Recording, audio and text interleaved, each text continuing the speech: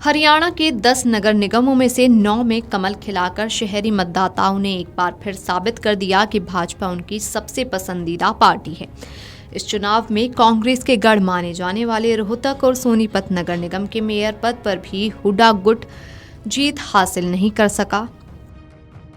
टूटे मनोबल और बिना संगठन के चुनाव मैदान में उतरी कांग्रेस का निगम चुनाव में इस बार सुपड़ा ही साफ हो गया। वहीं इस चुनाव में भाजपा पहले से ही मजबूत बनकर उभरी। जीटी बेल्ट और अहीरवाल में उसकी स्थिति और अधिक मजबूत हुई है। मानेसर को छोड़कर सभी निगमों में भाजपा ने जीत हासिल की है। मानेसर में भी निर्दलीय प्रत्याशी की जीत के पीछे कांग्रेस का हाथ नहीं है। वहां निर्दलीय प्रत्याशी को केंद्रीय मंत्री राव इंद्रजीत सिंह के नाम पर जीत मिली है। लचर प्रबंधन के साथ मैदान में उतरी कांग्रेस कहीं भी एकजुट नजर नहीं आई। कांग्रेस का प्रचार भी बेहद कमजोर रहा।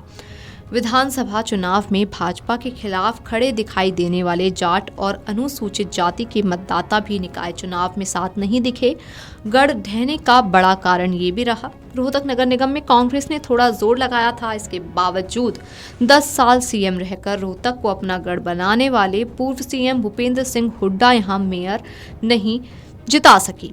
सैलजा के पिता चौधरी दलबीर सिंह सिरसा ने सांसद बनकर केंद्रीय मंत्री रहे। सैलजा भी सिरसा से तीसरी बार सांसद बनी हैं। सिरसा को सैलजा का गढ़ माना जाता है, लेकिन सैलजा भी अपने गढ़ में हाथ को जीत नहीं दिला सकी। इस निकाय चुनाव में भाजपा ने अपने किले को बरकरार रखते हुए हुड्डा और सैलजा से उनके गढ़ छीन लिए। भाजपा पहले से ही जीटी बेल्ट के जिलों में मजबूत रही है। राव इंद्रजीत के साथ आने के बाद से अहीरवाल में भाजपा का दुर्ग बन गया है। भाजपा का प्रदेश कार्यालय होने के बावजूद रोहतक और सोनीपत में लोकसभा और विधानसभा चुनाव में कांग्रेस मजबूत स्थिति में थी, लेकिन सधी रणनीति, केंद्र और प्रदेश सरकार के प्रयास और सांगठनिक मजबूती के दम पर भाजपा ने कांग्रेस के इस मजबूत किले को ढहा दिया। राजस्थान और पंजाब से सटे सिरसा को भी कांग्रेस का गढ़ माना जाता है। धुआंधार प्रचार और जीतोड़ मेहनत के बावजूद भाजपा यहां से लोकसभा और विधानसभा चुनाव हार गई थी।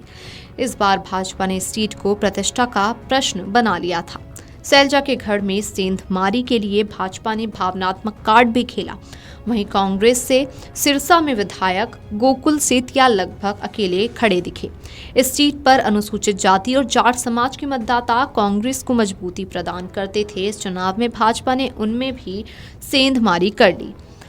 कांडा बंधुओं का भी भाजपा को पूरा सहयोग मिला और एकजुट प्रयास से भाजपा यहां कमल खिलाने में कामयाब रही। कांग्रेस के लिए ये चुनाव निराशाजनक रहा। पार्टी ने न केवल सभी 9 सीट पर हार का सामना किया, बल्कि सोनीपत में अपनी पिछली जीत भी बरकरार नहीं रख सकी। विधानसभा चुनाव के बाद ये दूसरा मौका है जब कांग्रेस संगठन की कमजोरी और नेताओं की उदासीनता के चलते हाशिए पर चली गई।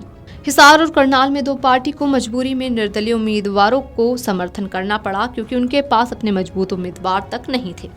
कांग्रेस उम्मीदवार को विधानसभा चुनाव के बाद निकाय चुनाव में भी संगठन की कमी खली।